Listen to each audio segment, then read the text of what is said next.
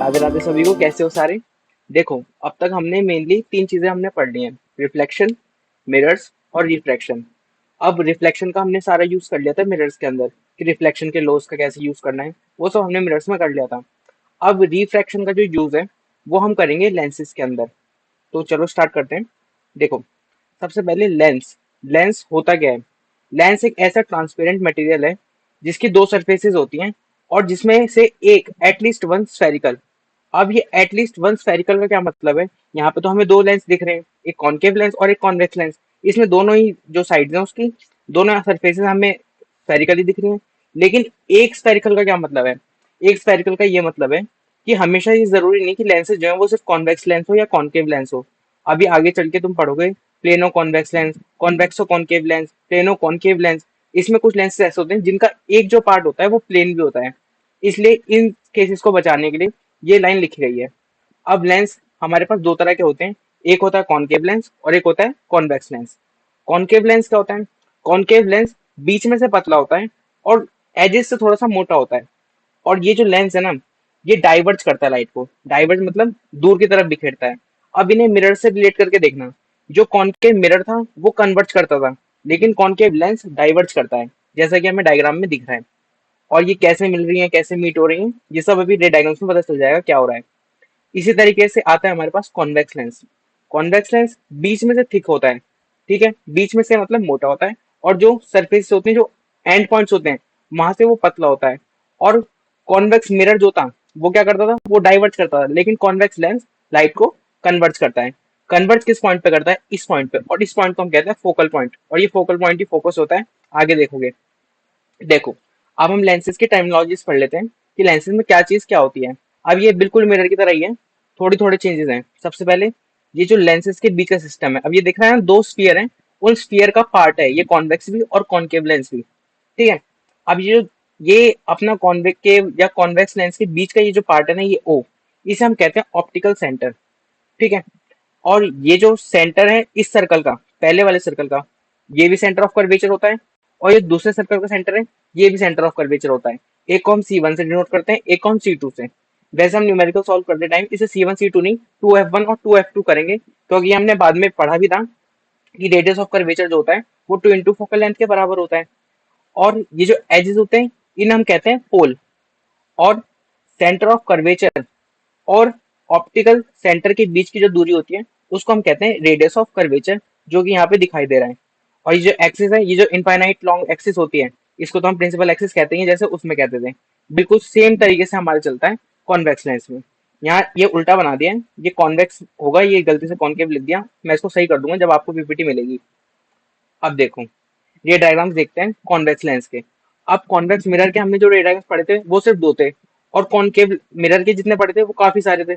लेकिन इसमें ये उल्टा चलता है, तो कॉन्वेक्स लेंस के जो रे डायग्राम्स होंगे वो ज्यादा होंगे और कॉनकेव लेंस के सिर्फ दो ही हैं। तो पहले हम कॉन्वेक्स लेंस के पढ़ते हैं। देखो, पहला क्या है? जब ऑब्जेक्ट इन्फिनिटी पे हो। अब उसमें मिरर्स में मैंने आपको चार रूल्स बताए थे, इसमें सिर्फ दो रूल्स बताऊंगा। एक रूल क्या है कि अगर light parallel to principal axis आ रही है तो वो कहाँ पे कन्वर्ट करेगी? फोकस पे। जैसा कि मिरर में भी होता था वैसे ही लेंस में भी होगा। और दूसरा क्या है? अगर लाइट ऑप्टिकल सेंटर से पास होगी तो बिल्कुल सीधी चली जाएगी बिना रिफ्रैक्ट हुए। ये दो केसेस अगर तुम्हें पता है तो तुम सारे डायग्राम्स बहुत आराम से बना लोगे। तो देखो, पहला क्या है? Object at infinity.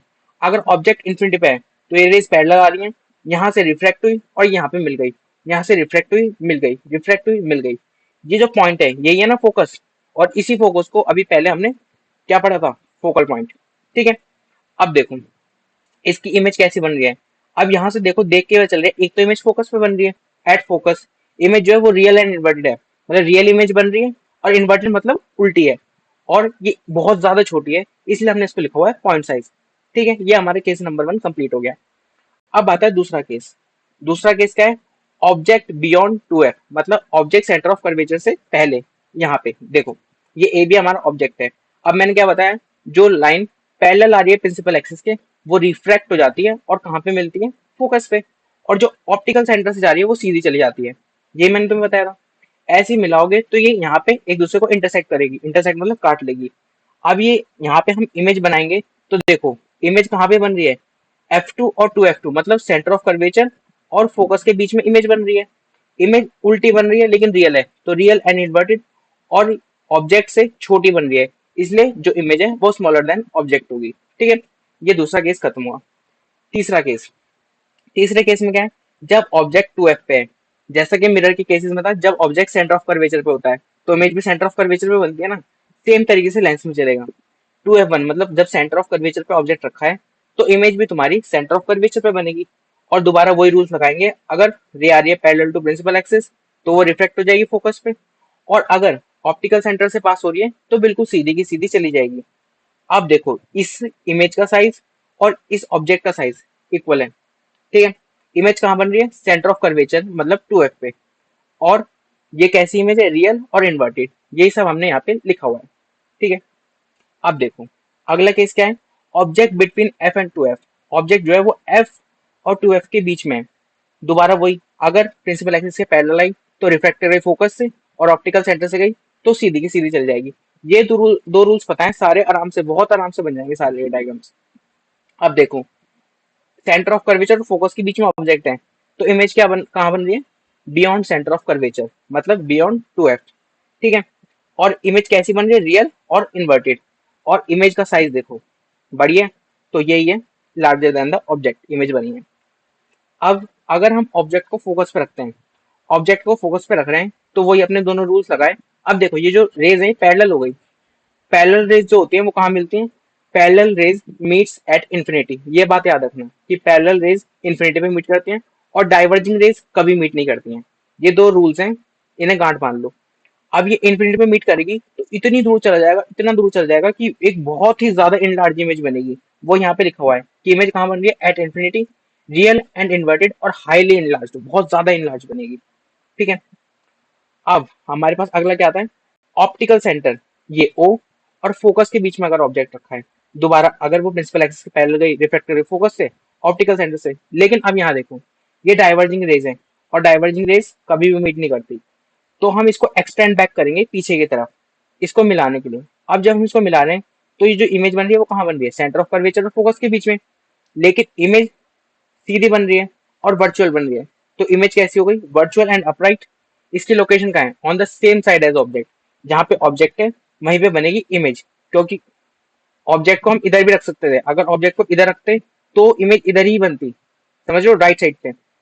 और size larger than the object, ये तो हमें दिखाई दे रहा है कि साइज जो है वो लार्जर देन द ऑब्जेक्ट। ये कंडीशन याद करने की जरूरत नहीं पड़ती, अगर तुम्हें रे डायग्राम पता है तो तुम्हें कोई कंडीशन याद करने की जरूरत नहीं है, इसलिए रे डायग्राम को ढंग से समझ लेना ताकि न्यूमेरिकल्स में भी आसानी हो। अब आते हैं हमारे पास ये डायग्राम किसके, कॉनकेव लेंस के। देखो कॉन्वेक्स लेंस के इतने सारे थे, कॉनकेव लेंस के सिर्फ दो रे डायग्राम्स हैं। पहला, अगर ऑब्जेक्ट इन्फिनिटी पे हो, ऑब्जेक्ट इन्फिनिटी पे है, अब ये तो डाइवर्जिंग लेंस है, जैसे कन्वर्जिंग मिरर था वैसे ये डाइवर्जिंग लेंस है, तो ये डाइवर्जिंग लेंस है तो ये रेज जो है वो डाइवर्ज कर रही है, दूर जा रही है, ये भी दूर जा रही है, तो हमें इसको मीट कराने के लिए क्या करना पड़ेगा, इसको एक्सटेंड बैक करना पड़ेगा, और एक्सटेंड बैक करेंगे तो मिलेगी तो वो फोकस पे ही, क्योंकि जब भी कोई रे पैरेलल एक्सिस, वो प्रिंसिपल एक्सिस के पैरेलल जाएगी तो मिलेगी वो फोकस पे ही, चाहे पीछे मिले चाहे आगे मिले, लेकिन मिलेगी वो फोकस पे ही। अब देखो ये कहाँ बन रही है, at focus on the same side, focus पे बनेगी सेम साइड जहां से ऑब्जेक्ट है।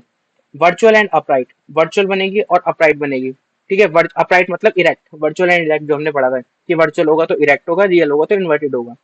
और पॉइंट साइज मतलब बहुत छोटी बनेगी, ये होता है हमारा एक केस। और दूसरा क्या है, अगर ऑब्जेक्ट है between infinity and optical centre, इसका मतलब बियॉन्ड सी, सीधी बात बियॉन्ड सी, तो या फिर हम ये कह सकते हैं बियॉन्ड सी, या फिर एक फाइनाइट डिस्टेंस पे है, ये भी हम कह सकते हैं क्योंकि मिरर केसेस में हम फाइनाइट डिस्टेंस कहते थे। तो देखो यहाँ हमारा ऑब्जेक्ट रखा है, ये रह गई हमारी बिल्कुल सीधी सीधी सीधी डाइवर्ज हो गई, ये गई ऑप्टिकल सेंटर से, और ऑप्टिकल सेंटर से तो बिल्कुल सीधी ही जाती है भैया, अभी आपने बताया। अब देखो यहाँ से हमने इसको एक्सटेंड बैक कर लिया, एक्सटेंड बैक करने के बाद ये इस पॉइंट पे एक दूसरे को इंटरसेक्ट करती है, यहाँ फिर हम बनाएंगे अपनी इमेज। अब इमेज छोटी बन रही है, वर्चुअल एंड इरेक्ट बन रही है, या फिर वर्चुअल एंड अपराइट बन रही है, और छोटी बन रही है, तो ये तीनों कंडीशन यहाँ पे लिखी हुई है। ठीक है, अब देखो अब आते हैं साइन कन्वेंशन। साइन कन्वेंशन बिल्कुल सेम है जो मिरर में पढ़े थे, क्या, अगर लेफ्ट में तो नेगेटिव, राइट में पॉजिटिव, टॉप पे है पॉजिटिव, नीचे की तरफ है तो नेगेटिव, यही सब मिरर में भी बताया था, और यहाँ भी बिल्कुल सेम टू सेम है। और ये और मैं एक्सप्लेन करूंगा जब मैं न्यूमेरिकल्स कराऊंगा। अब देखो, ये तुम्हारी एनसीईआरटी की एक स्निपेट है जिसमें लिखा हुआ है लेंस फार्मूला और मैग्निफिकेशन। लेंस फार्मूला क्या होता है? ये कुछ देखा देखा सा लग रहा है। हाँ, क्योंकि ये फार्मूला हमने एक मिरर में पढ़ा था, लेकिन उसमें फर्क क्या था? मिरर में यहाँ पे बीच में प्लस आता है, लेंस में आएगा यहाँ पे माइनस। ये लेंस फॉर्मूला एक ऐसा फॉर्मूला है जो रिलेशन बताता है ऑब्जेक्ट डिस्टेंस, इमेज डिस्टेंस और फोकल लेंथ के बीच में। जिसमें कि v क्या है? v आपका इमेज डिस्टेंस है, u क्या है? u ऑब्जेक्ट डिस्टेंस है और f क्या है? फोकल लेंथ है। न्यूमेरिकल्स करेंगे, आराम से समझ में आ जाएगा। अब आता है मैग्निफिकेशन। मैग्निफिकेशन क्या है? लिखा है the magnification produced by a lens is similar to that of spherical mirrors. मतलब जैसे स्फेरिकल मिरर्स में पढ़ा था, वही मैग्निफिकेशन लेंस में भी होती है। Is defined as the ratio of height of image. ये रेशियो है किसका? हाइट ऑफ इमेज का एंड हाइट ऑफ ऑब्जेक्ट का, और इसको हम रिप्रेजेंट करते हैं एम से। एच डैश अपॉन एच ये लिखा हुआ था। और एक फॉर्मूला हमने ये पढ़ा है वी अपॉन यू, लेकिन वहां पे क्या था? वहां पे माइनस वी अपॉन यू था, यहाँ पे प्लस वी अपॉन यू है। इसके अब न्यूमेरिकल्स आ जाएंगे आगे एग्जाम्पल्स, उन एग्जाम्पल्स को खुद ट्राई करना। उसके बाद नेक्स्ट लेक्चर में इन एग्जाम्पल्स को मैं फिर से करा दूंगा। तब तक के लिए ओके बाय।